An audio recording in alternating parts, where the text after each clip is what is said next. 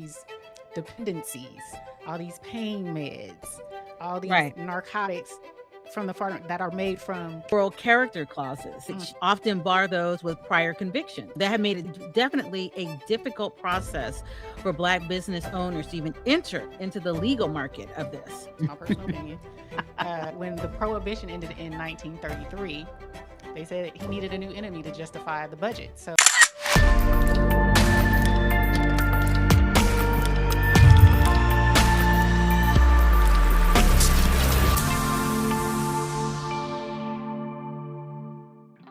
all right, you guys, this plant has been used for 12,000 years in China, Egypt, India, Greece. Somehow in America, it became the devil's lettuce. Who changed it and why? In honor of 420, we are doing this episode on cannabis. And we're going to make this disclaimer really quick. We're not here to tell you what to do. We're giving you information. We're going to talk about the origins of cannabis, marijuana, the weed, as some people call it. Reefer. Reefer. Yes. So I'm going to come with some receipts real quick. Me and my receipts. God, here we go. Here we go. So in China, 2800 BC, it was in the first medical textbooks ever.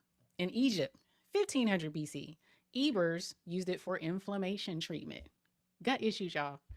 Ancient Greece in 480 BC, they utilized it to smoke. So hemp smoke for ceremonies.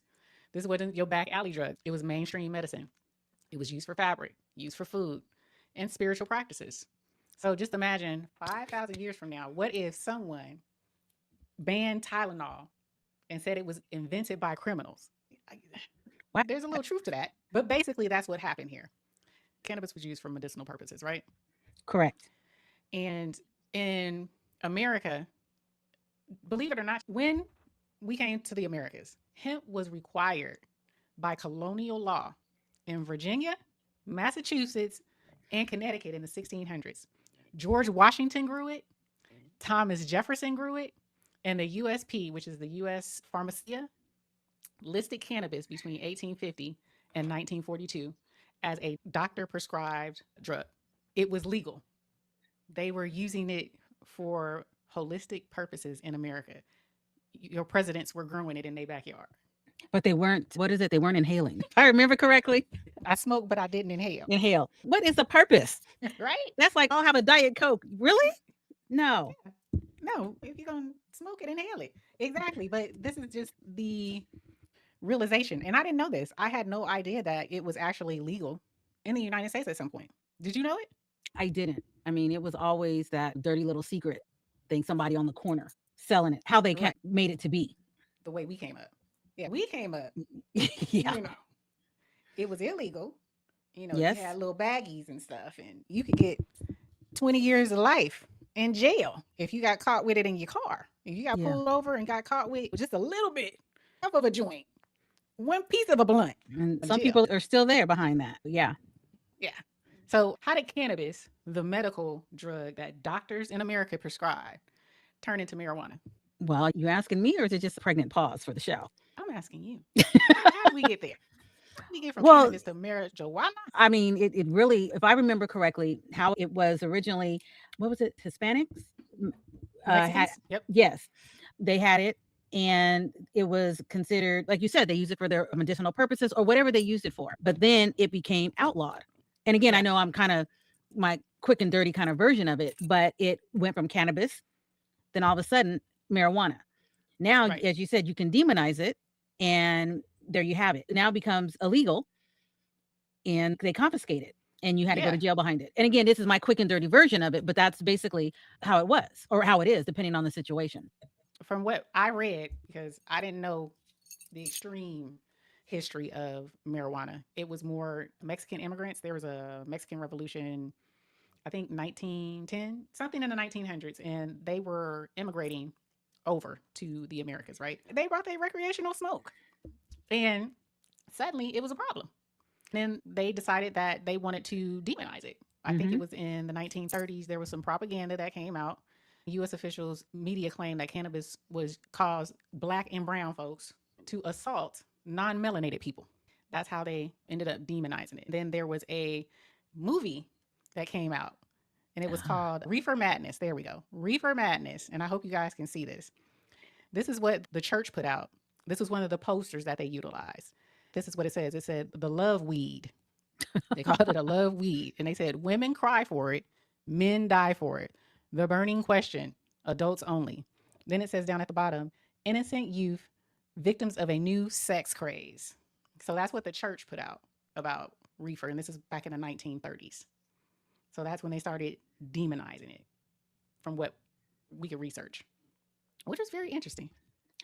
so just by you saying that, you want to make something scary so folks won't touch it. Yep. Again, was this more or less the love weed to where black and brown people, that whole stereotype that goes with black men arousal and Mm-hmm. trying to keep it illegal so their counterparts won't be attacked? If that makes Correct. any sense. You know where I'm going with that. Yeah, I do. And I think it was a lot of things that were utilized against minorities to demonize or incarcerate Yeah, that boogeyman that complex. boogeyman, yes, Mm-hmm. to evoke fear, because they always say people fear what they don't understand, people fear what they don't know. And so instead of trying to understand it or get to know someone or something, they demonize it, frown upon it. Right. So a lot of these things came about for they were scared these men were going to come after their women. Women.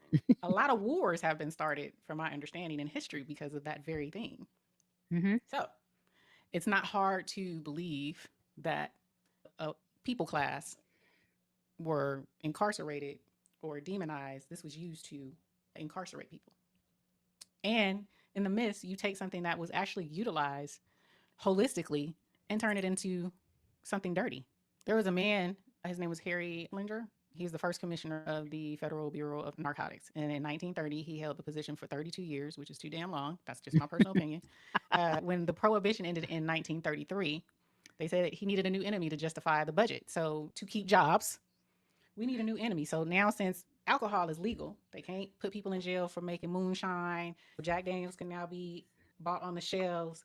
So now they need a new enemy. They need something else to go after. Correct. Now, what do? We look for a new drug. So cannabis. They changed cannabis to marijuana so they could demonize it because it sounded like Mexican immigrants. And then somehow black people got tied into it. And this is Right. also the man that called black people a degenerate race and said that cannabis caused violence and insanity. That kind of camps on what I was going to say because of the whole war on drugs legacy. Policies started back in the 1970s that disproportionately targeted urban neighborhoods, leading to mass incarcerations and long-term records that affected housing and employment. Yeah. To this day, there are Yeah. still young men and women that are incarcerated for the use of or the possession of marijuana. Mm-hmm. There are some that have been released. There have been cases, especially when they overturned it and made it legal in California. I mean, I was raised in lower income, the hood. Mm-hmm. Y'all call it the trap now. Oh, they do? But Okay. yeah, I was raised up in the ghetto. And so there was always young men being chased down, not only for crack, but they were getting incarcerated for marijuana.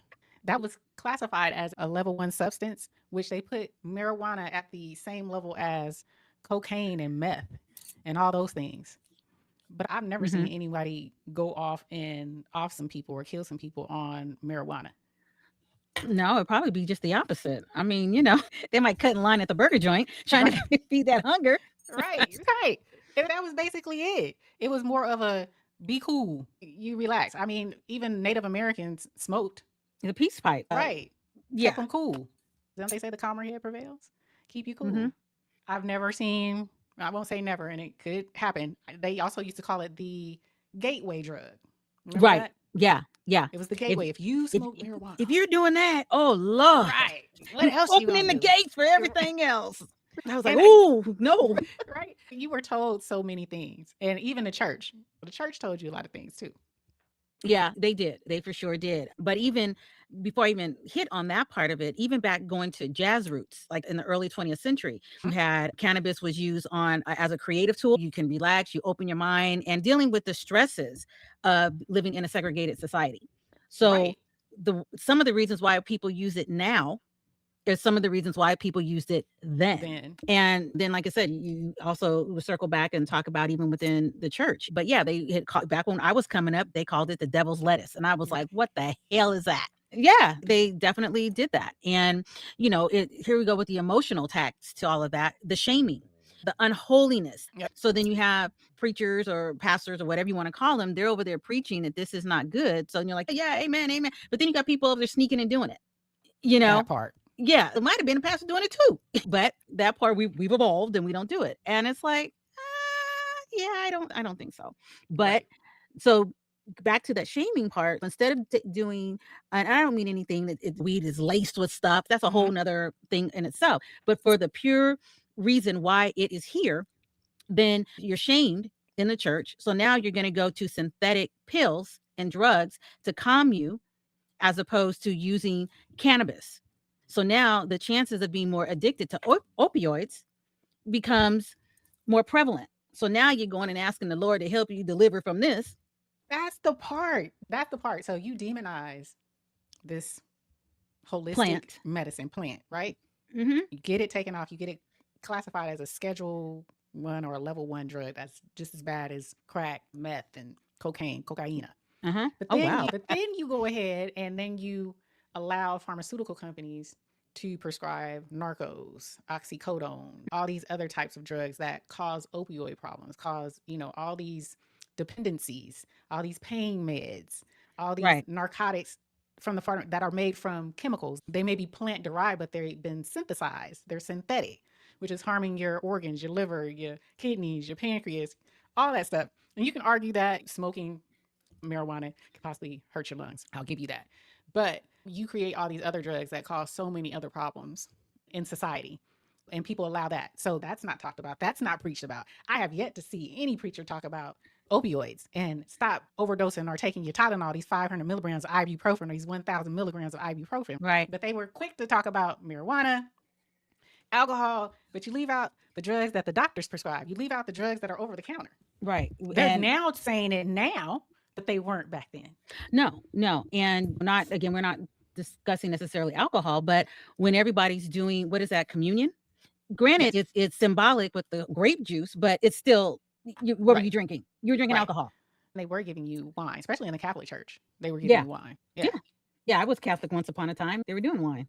It's sad that we have to have conversations like this. I get where it comes from, but I feel with anything, there's always someone there's going to be outliers, right? Of course. But you don't take the minority and make it the majority. And it seems like they made the minority circumstances, or you doctored up, especially with, they're going to come after our women and do unspeakable things with them sexually, to demonize a plant. That's just asinine. The plant's like, well, what did we do? Right. What did I do? Yeah. It's a ridiculous thing. And we were talking about the incarceration rate. I have some stats. I do. Bring it on, girl. Bring it on.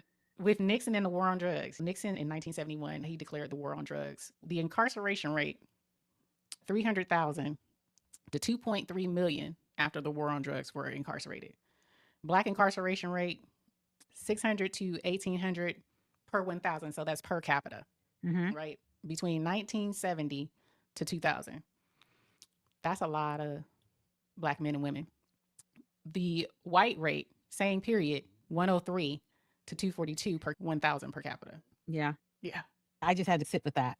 No interjection here on that. That's astonishing. It's something that but when you're doing statistics on it, it just hits you a different way. Yeah. I know that we use it a lot as pain management. Black patients are statistically less likely to receive adequate pain medication from doctors due to systemic biases. Again, obviously, because of the color of our skin, people think that we can withstand a lot more pain. So therefore, the chances of you getting what you really need, they figure that your pain is maybe a 2 when it's actually a 42. But they don't do that. Cannabis provides a self-managed alternative for chronic pain without the high risk of opioid addiction. So it's like a twofold. You're not giving me the medication I need, regardless if it's addictive or not necessarily. That's not the issue right now. It's okay, I need to be helped, but then you're giving me a lesser because of who I am. Correct. That part.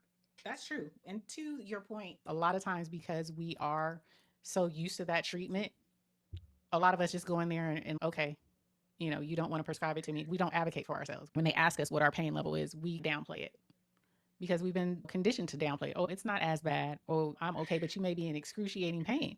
But older people, especially like my mom, my grandmother's age, they endured things more than most. Right. They wouldn't say, "Oh, I'm like hurting." They would have to literally be transported to the ER before they would never like just go to an urgent care or make an appointment for something like pain. They're like it'll subside or they'll take something. Right. Or pray on it. No. Pray on it. I mean that seriously. I'm No. not making a joke. Yeah. Yeah. But nowadays, I'm definitely happy for the progression of us as a people and women and men and learning how to come in and advocate for yourself in the doctor's offices and not just take what they're saying and let them your pain level. It's a 10. Right. Being able to describe what the pain is, which helps as well. And I think people who are on social media who have been able to tell you this is what you need to say. I was going to say that same thing. Yes. Right. Yes. To help you get what you need. The buzzwords that need to be. Yes. And to your point, it also is a great thing to see a lot of our younger Black males and females that are going into the medical field because of the disparities that are there. When you walk into a hospital and you see somebody that looks like you, it helps. It really helps. So It yeah, does. we got to just keep going. We do. I'm going to throw a caveat in because I have to. Yes. I love the fact that they look like us, right? But I want more, and this is across the board. I'm not even going to say just for us. Across the board, I would love to see more balance. Agree. Because a lot of times you go into places and they just go by what that computer screen tells them based on the numbers that they got. So basically they need to develop that human factor. Correct. Yeah. Yes. Yeah. Yes. I need to see more human factor. You only get like 15 minutes and you guys let us know. If it's something different, let us know. That falls into when you're saying being your own advocate, because sometimes it only takes 15 or 20 minutes. And if they're not answering the questions that are important to you, then regardless of who or what they are, you just know this doctor is not for me. Correct. And I do take that approach. Yeah. But I wish there were more folks who were, and it's not their fault. I think it's more of the hospitals or doctors in general, the way they are taught what they can and cannot say. I take that with a grain of salt, but I would like to see more folks that are, there's a balance. Like we said, functional. Yes. Functional doctors. And some people who it should be okay to, especially we're in California and marijuana is legal, it should be okay to prescribe some marijuana. They do. Don't they do, as long as you have a card and then they prescribe it that way. I don't think you need a card anymore. Okay, well, you're right, but I'm just saying, just in general, prescribing it that way. Right. I would like to see I don't want to say too much without telling on myself, but right. I would like to see more natural approaches, not just with marijuana, but other alternatives than to constantly feeding you medication. So that's my stance on that. As far as holistically speaking, there is a growing movement to return to plant medicine, moving away from overprocessed pharmaceuticals and toward natural remedies. So let's get into the hip hop history. Let's get into first 420 and the origin of 420. Okay. Because 420 comes from Cali. I'm telling y'all, we're the best in the West. Okay. I don't know how that was something new to me. That's something I didn't know. I just kept hearing 420, but I didn't realize that. So 420 came about by these 5 students. They were called the Waldos, right? They went to San Rafael High School in 1971. But they were these friends, and basically they came up with this time frame that they wanted to go and meet and smoke. It would be at 4:20 p.m. every day at this certain spot. And so they crowned it 420. Okay. 4:20 p.m. They would like search for a crop, marijuana crop, but they would do it at 4:20. So it was coined 4:20, and then it got picked up by the magazine High Times. The Grateful Dead kind of picked up on it, but the Waldos of the Bay Area, San Rafael, they coined the phrase 420. You can't take it. It's from here, the Bay Area. I'm telling you, they just don't give us our credit for it. I get tired every time I say, if I leave the state and I say I'm from California, are you from LA? No. Oh God, don't even start with that. Yeah. No, I'm from the Bay Area. Or they'll say, oh, do you go to LA on the weekends? Right. Not generally, no. Drives me nuts. But for people that don't know, Northern Cal and Southern Cal, it's totally different. You have a lot of transplants, of course, on both sides. It is different. Yes. It is different. We are different in our slang. We are different in our culture. We are different in the types of clothes we wear. Everything. It's just different. And not to say anything because it's California. I love California as a whole, North and South. But I am partial to where I'm from. It's just a different element. It's a different Yeah. element. My dad lived in SoCal, and I would go down there and visit him, and I would be like, back then, I would be like, why are these people so bougie? Why are they? They just. It was all about your look. Everything centered around how you looked. You had to have a certain look. You had to have a certain. It's just so fake, if I could say it that way back then. That's how I perceived it as a Hmm. teenager. I was like, this is not, I'm just not used to it. I wanted to be back home in the Bay Area. But that's how I took it when I would go down to LA. It just seemed like it was this air about you. You had to have, well, who are you? Who do you know type of Oh, situation. right. To differentiate, it's more hippie-esque. Yes. Yes. And again, Absolutely. when I go to LA, I have favorite restaurants, I have favorite spas I go to. So I'm part of that in doses. Then it's time for me to come back home. Right. It's just a Exactly. different feel, even down to that old LA traffic. At 3 a.m., I have no friggin' idea where everybody is fucking going. It is amazing. That would get me with cannabis all the time, just having to get on the freeway. Right. It's a lot to have to deal with out there. But yeah, 420 originated with us.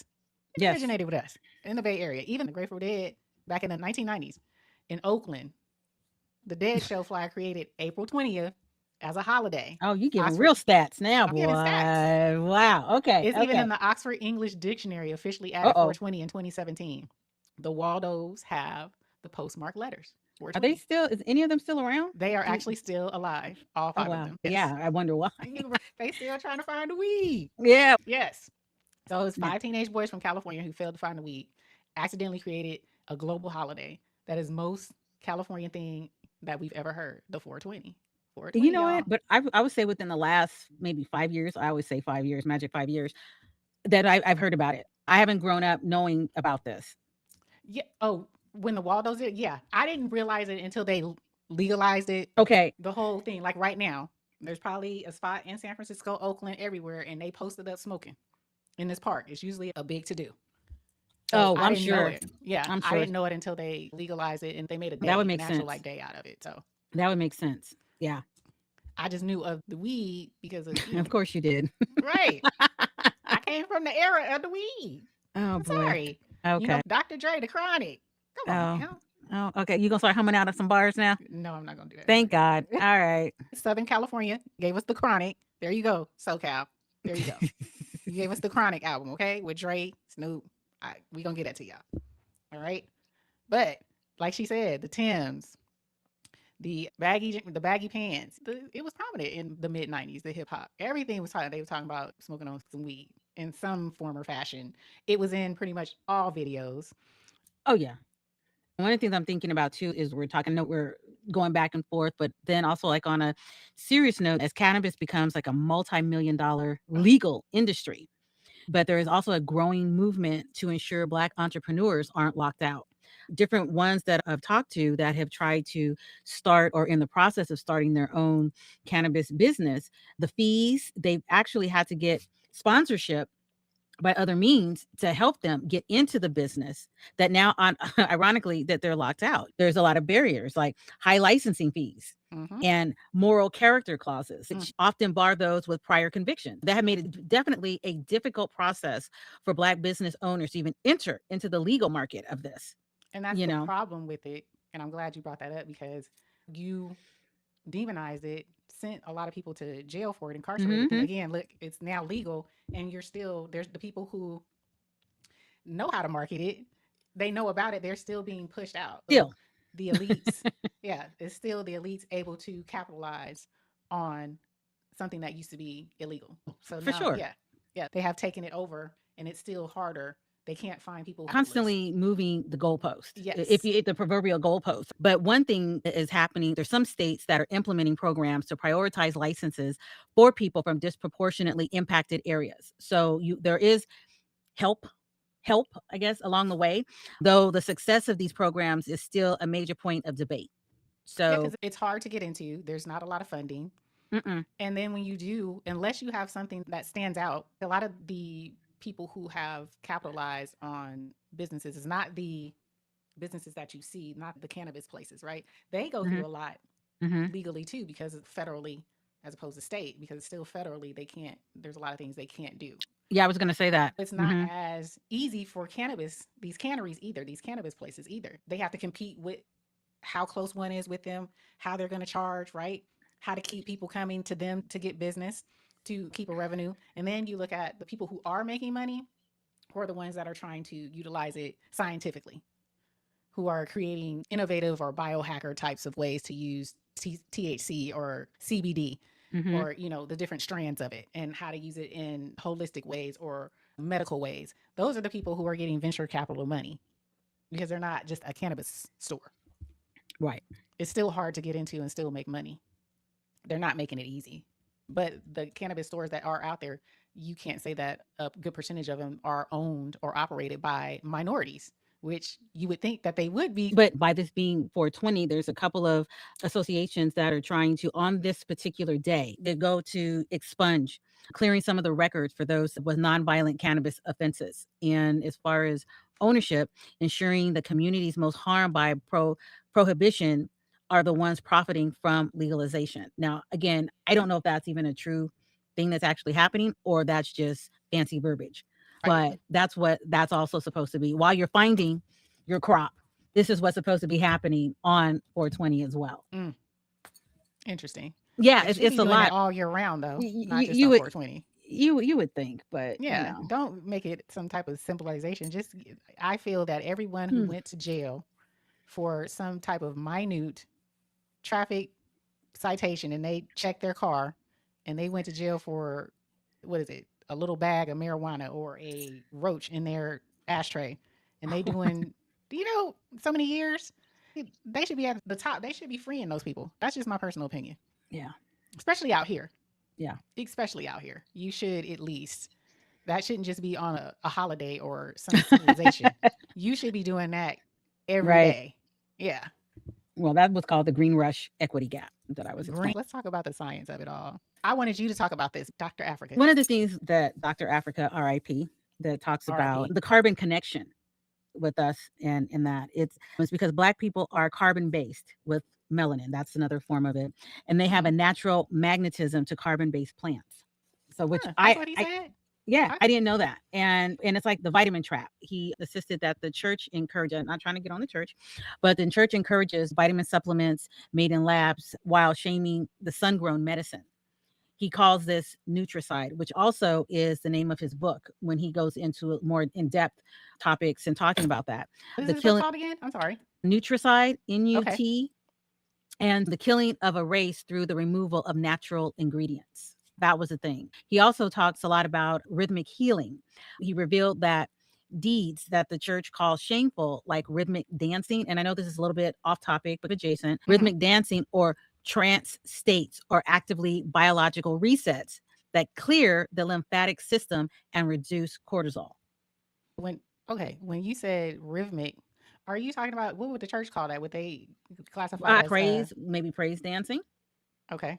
Well, I know that they would probably show it as what, like a ritual or demon possession or something? Because so let me back up. So when you're doing praise dancing, you have spiritual music, and it's something that everybody, because I've seen enough in my day that, the song is moving you, it's doing what it's doing, and it's all talking about the Lord. But get away from that, then it's considered not of what God's will or God's ilk. I don't know what they call it.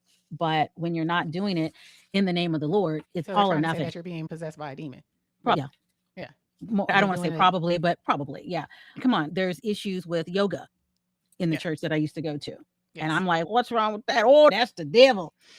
Okay. They say you are praising the other gods with your movement, your body. And a friend of mine has said, if everybody's saying, when you, just by what you said, because you're praising another God, and I always say, my God is a jealous God, then isn't that just man? Because then if it's God, why would he be jealous? Why would he be jealous?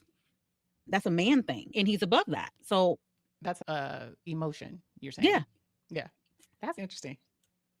I didn't know that with regards to our melanin. Yeah, carbon based.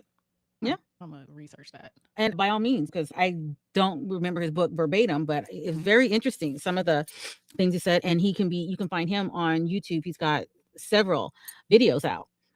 Okay. And then what is another thing I saw? What was it? The biological side of everything, the hardware or the repair of stuff. What is it? Nutrigenius, brain growth. They maintain that certain compounds in 420 actually help grow brain cells. I'm not a doctor. Read the thing at the bottom. I can't prove or disprove that. Correction, not ashwagandha, ayahuasca. Sorry. Oh, I'm getting myself. ayahuasca. What is ayahuasca? Yeah, I Correct. know people would go to Honduras. They Mm-hmm. have these different places you can go, and it's like a retreat, and you go. And I've never done it, but when you do the whole ritual, you get outside of yourself, and it opens your mind up to certain things that you ordinarily would not open your Ooh, mind to. you don't want to say that now. The church people gonna say that's you allowing spirits in now. Come on now. And let me tell you, some of the people I sat next to in church, I really needed my holy water because there were some spirits in there.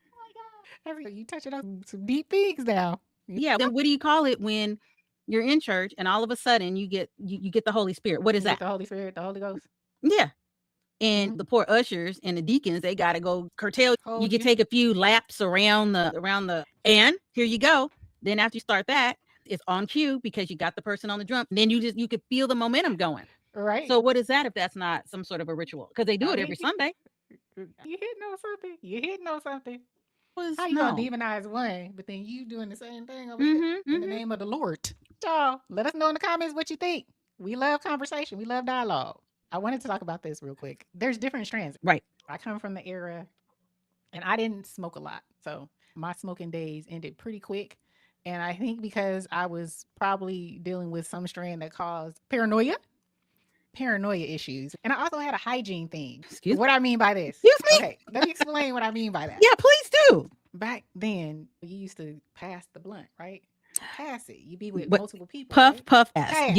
There's a method to this. Right. If I don't know you, Oh, I don't well. want to. And it Puff, was puff, so pass, yeah. communal that I felt like I don't know where your mouth has been, especially when you seen the ones that would, and you can't see my visual unless you're on YouTube, where they would take the cigar, the Garcia, cut it open, take the tobacco out, and then you see them licking it. I don't care if you use the fire to close it. I don't know where your mouth been, bruh, ma'am. Or what's even worse, sometimes if you know the person, you know where their mouth has been. And And really like, don't want yeah, it. yeah. I'm like trying to close it up and roll it up, Nah. and just I had a problem with that part, so it never became an issue for me to just quit. If it wasn't with someone that I knew, I wasn't partaking. Yeah, even back then, you only got what you got.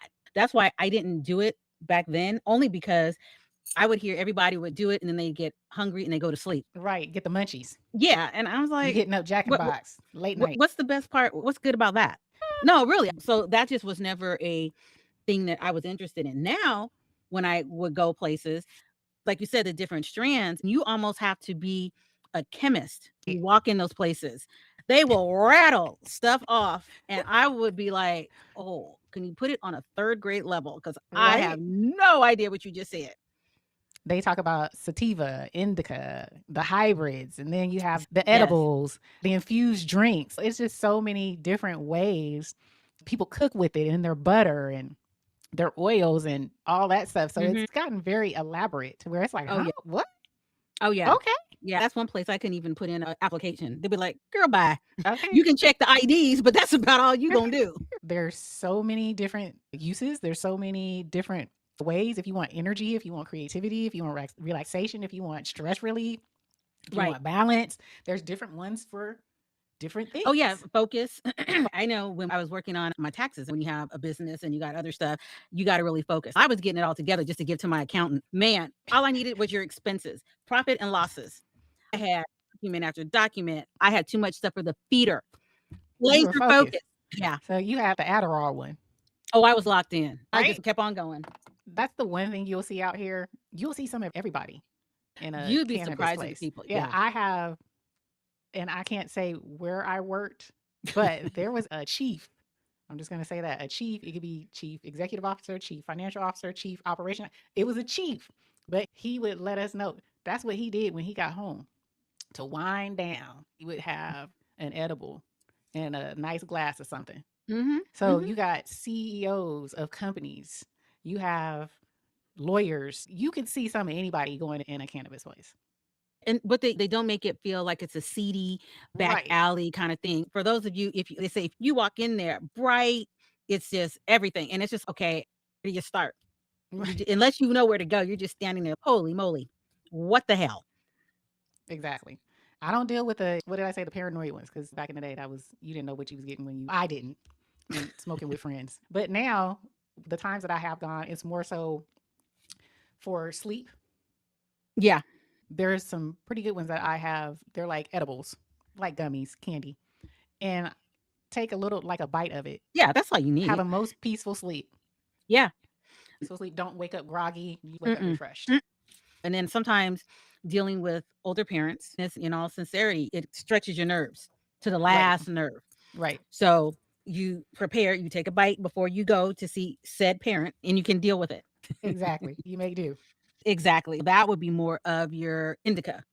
That is your gold Yes. standard for more relaxation. Not necessarily sleep, but it's good for relaxation and sleep. But it takes the edge off. It definitely takes the edge off. So Absolutely. you do that, and then of course you got your, from what you're talking about, like your purple haze kind. Mhm. That's like the Jimi Hendrix of the bunch. This is more Jimi cerebral. Hendrix. Yeah. So this is more cerebral. The trippy sativa that represents the psychedelic side. Again, I'm not an aficionado. I just know bits and pieces. Right. It's because it's not demonized out here. So anybody who's looking at this and ooh, they be no, it's just not in No, California. it's It's not not. demonized. No, I got a story. I remember going in there one time, and of course, this is how I know that you can't necessarily charge it. This was Mhm. years ago. And of course, I had my debit card or whatever, and they don't say that, they have a different name. So if it's being Mhm. charged, it's going to say something totally different. Right. I was looking over my statement and I was like, who the fuck got my card? Who in Santa Cruz went and did such and such? And I made a stink. And then I had to realize, and I had to look at the date, compare everything. I looked at that and I go, who the hell? My card is right here. Look at the skimmer things. Who took this and spent X amount of dollars on my card? Right. And if you idiot, okay, never It mind. was you. Never mind. Because of the federal part, it makes it a little bit difficult Yeah. for them to even charge you the way that they do. Yeah. Because they didn't have a lot of banks that would, because of Mm-mm. the type of company it was. So they couldn't Exactly. take their money. Recreationally, there's 24 states plus DC that allow it. And then medically, there's 40 states plus 3 territories in DC that allow it. I Okay. didn't know that DC allowed it. I never thought about it because even before California did, I would go to Washington State to go visit my daughter when she Mm-hmm. lived in Washington. And everybody's, oh, you're going to Washington? I need you to pick up some. I'm like, and then I got to cross back into California? Fuck you. I don't think so. Right. I'd be that statistic that we're talking about now. I'm not going to do well in that place. I will not do well there. I can guarantee you. There, the places we go, about 2 to 3 on each corner, not corner, but the long streets, they would have all these dispensaries all over the place. In Seattle's where I was. They said it's still fully illegal in Idaho, Kansas, Wyoming, and it's still illegal federally, but Schedule 3 reclassification is in progress. It's not dropped yet, so we'll see. We talked a lot about it being holistic, it being not as bad as what religious people have said, politicians have said, things of that nature. Right. But there is a point that I think we should definitely talk about, which is when it is not good. We talked about there being edibles. You can find it in cookie form, brownie form, right? Mhm. Candy looking form and candy looking packages. Right.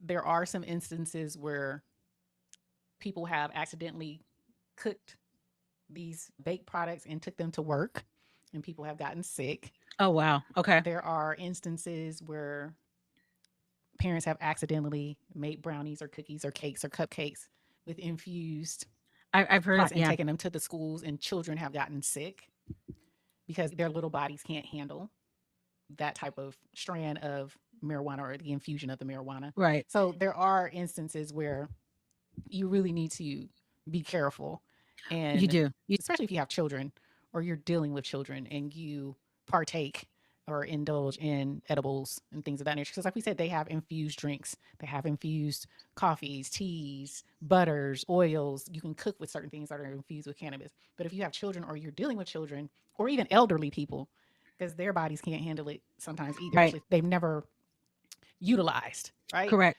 You need to separate that stuff. Yeah. And not just because of that, but because of stuff like that in the schools, they don't allow home baked stuff.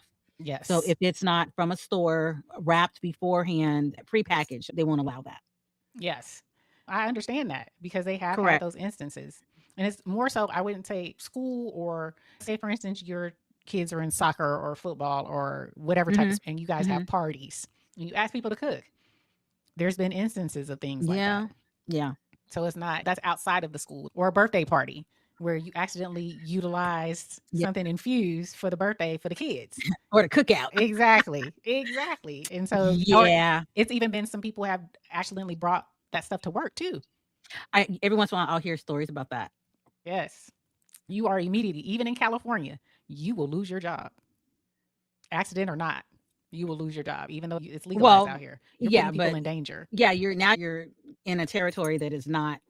This person didn't know that they were taking some type of substance, probably never took anything in their life, and now they have it in their system. Yeah. They can't drive home because they don't know what's Right. going on with them. And with edibles, it can take anywhere from 30 minutes to 2 hours before that sucker kick in. Yeah. That's So why, it's- yeah. Yeah, that's the dangerous side. We didn't want to come on here and talk all. There is a danger. We do recognize that, and yes, Well, you should you definitely need to be responsible for sure. Be very responsible when you're dealing with that. Yeah. See, And I'm just saying that there's all kinds of pros and cons across the board. across the board with anything. So I just wanted to make sure that we said that because we talked a lot about, Allie, you know, we out here smoking, we out here eating edibles and everything. No, there is. No. Yeah, there is. We have common sense. Some people don't because, as you can see, there has been some instances. But be mindful, and that's like KayCee said. That's why if you don't know people, don't be eating their stuff. Look, this ain't got nothing to do with 420, but when I was doing the 9 to 5 and they were doing potluck, oh, okay. Yes. You want to go get something to eat? No, ma'am. I'm good. I brought my lunch. I forgot we were doing the potluck. Right. Yeah, I ain't doing that. Right. I wasn't worried about the whole 420 thing. I was the fact that folks had animals. And you don't know how they treat their house, how they clean their house. If your animals can hop on the counter. Yes. We've seen enough TikToks and Instagrams. Yeah. That is crazy. No, we will not be doing that. That was topic adjacent, but very necessary. Very necessary. Yep. That's true. Okay. You don't know these people. We'll end this with, and I don't know, KayCee, if you have something else you want to add with regards to the conversation. No, I probably camp off of what you got, but Okay. off the top of my head, nope. I just want to dispel some myths. There's no major study out there that says that marijuana, the chronic, reefer is a gateway drug. There's no kills brain cells. The 1974 study, sophisticated monkeys, it was oxygen deprivation, not cannabis. So it was oxygen deprived, not cannabis. Mm-hmm. We all know weed is not as dangerous as heroin. Why it was considered a Schedule I drug up there with heroin, meth, and all that is ridiculous. That's a myth. Cannabis overdose deaths. There's not a lot out there. 1 in 5 U.S. adults use CBD. 1 in 5. So that means if it's 5 of y'all in the room, one of these Mickey Fickies smoke. Take an edible. Do something. At least 1 in 5. Right. Legalization increases crime. Studies show no increase. Some show decrease. Yeah. We covered the gambit. We covered 12,000 years ago. This thing called cannabis was holistic. It was medical. It was used for religious purposes. Right. And then it became demonized. Then we talked about why it was demonized, the legalization of it, the origination of 420. We've talked about a lot of different things. So hopefully you guys learned something with regards to this segment. If you did, let us know in the comments. And let us know what we missed out, what we left out. Miss? And one of the things I'm sure you probably already said, but I probably wasn't listening, that cannabis, as we all know, is a central nervous system depressant. That is definitely what it is. It generally leads to relaxation and slowed reaction times. Right. So that's why you definitely don't want to be operating any machinery Correct. when you're doing it. Correct. It's not unprovoked aggression. I know we talked about that before, but it is not. So that part, I just wanted to reiterate that. The myth was purely a political tool used to justify harsh policing. Yes. I just want to just leave that little tidbit right there, along with what you were talking about with myths. I think that's a good place to end this. Let us know what you guys think in the comments. Should every cannabis possession case be automatically reviewed and dismissed in states where it's now legal? Let us know in the comments. I'd love to hear your thoughts on that. Yay or nay? Why or why not? Let us know. In the meantime, you guys, I hope you have a wonderful 420 or had a wonderful 420 by the time you see this. And like, share, subscribe. And until next time, you guys, what do we like to say?